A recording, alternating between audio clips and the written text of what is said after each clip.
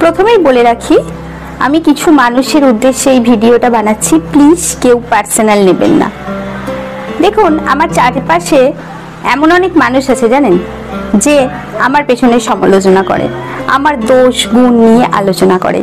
দেখুন, আমি একজন রক্ত মাংসে গড়া মানুষ, দোষ ভুল সবই থাকবে, তাই তো আমি মানুষ। যদি আমার ভুল না থাকতো, দোষ না থাকতো, তাহলে তো আমি ভগবান হয়ে যেতাম, তাই না?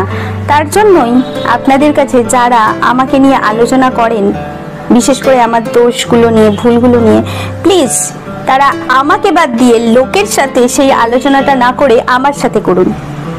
তাহলে দেখবেন অবশ্যই আমি নিজের ভুল শুধরে নেব এবং আপনার পরে আমার পিছনে সমালোচনা করার সুযোগটি রাখবো না, এটুকু কথা দিতে পারি।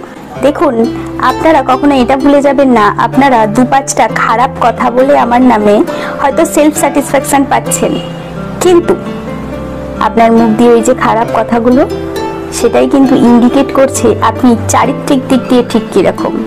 তার জন্য প্লিজ নিজের চরিত্র নিজে দায়িত্ব নিয়ে খারাপ না করে আমার সাথে আলোচনা করুন। আমার ভুল, কথা দিচ্ছি নেক্সট টাইম সমালোচনার সুযোগই রাখবো না।